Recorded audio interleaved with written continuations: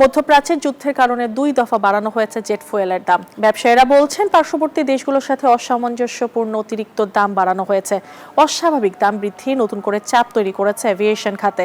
Bangladesh energy regulatory কমিশনের সচিব জানান, দাম নির্ধারণে একটি কমিটি করা হয়েছে। ট্যুরিজম ব্যবসায়ীরা জানান, যুদ্ধ ও জেট ফুয়েলের দামের এত তারতম্যের কারণে ঝিমিয়ে পড়েছে পর্যটন খাত। নাসিম মণ্ডলের ক্যামেরায় বিস্তারিত জানাচ্ছেন আরিফুল ইসলাম। ইরান, যুক্তরাষ্ট্র ও ইসরায়েলের যুদ্ধের কারণে টালমাটাল বিশ্বের এভিয়েশন ব্যবস্থা। বাড়ছে জেট ফুয়েলের দাম। তবে সংশ্লিষ্টরা বলছেন, দামের তারতম্য বাংলাদেশে অনেক বেশি।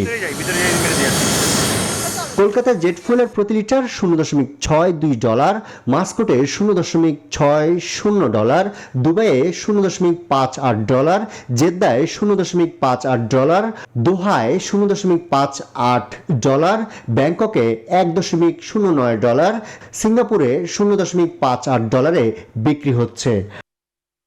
আর বাংলাদেশে প্রতি লিটার জেট ফুয়েলের দাম $0.62 থেকে 2 দফায় বৃদ্ধি করে $1.32 বিক্রি হচ্ছে। বসুন্ধরা টিস্যু, অশুদ্ধতার বিরুদ্ধে এক বিন্দুও ছাড় নয়। বেসরকারি এভিয়েশন ব্যবসায়ীরা বলছেন, দামের অতিরিক্ত তারতম্যের কারণে বৈশ্বিক হুমকির মুখে পড়বে এভিয়েশন খাত। সারাদিনে যদি আমরা 30 থেকে 35টা ফ্লাইট অপারেট করি, তো 35টা ফ্লাইটেরই কিন্তু আমরা রিফিলিংটা ঢাকা থেকে করছি।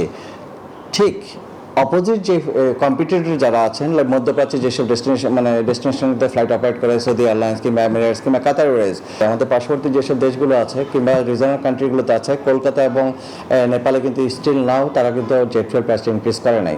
আপনাকে এটাও জানিয়ে রাখি, পাকিস্তানে অনলি 24% ইনক্রিজ করেছে, মালদ্বীপে 18% ইনক্রিজ করেছে, এখানে বাংলাদেশের 16 দিনের মধ্যে প্রায় 115% ইনক্রিজ করেছে। এছাড়া এই মূল্য বৃদ্ধিকে অযৌক্তিক দাবি করেছে aviation operators association of Bangladesh. আর ট্রাপ বলছে, অস্বাভাবিক মূল্য বৃদ্ধির কারণে হুমকির মুখে পড়েছে পর্যটন খাত। জেট ফুয়েলের কারণে আমাদের প্যাকেজ কস্টটা বেড়ে যাচ্ছে, যেহেতু এয়ার ফেয়ার বেড়ে যাচ্ছে, ট্রান্সপোর্টেশন কস্ট বেড়ে যাচ্ছে। এই ট্রান্সপোর্টেশনটা আমাদের প্যাকেজ ট্যুরের একটা বিরাট বড় অংশ, যেটা 65% কাভার করে।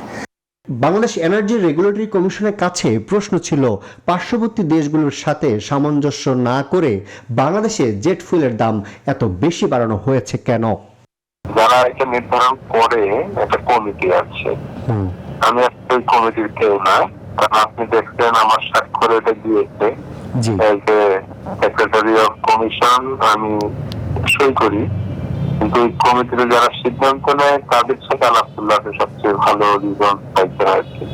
ব্যবসায়ীরা বলছেন, ফুয়েলের কোনো ঘাটতি না থাকলেও অযৌক্তিকভাবে বাড়ানো হয়েছে দাম।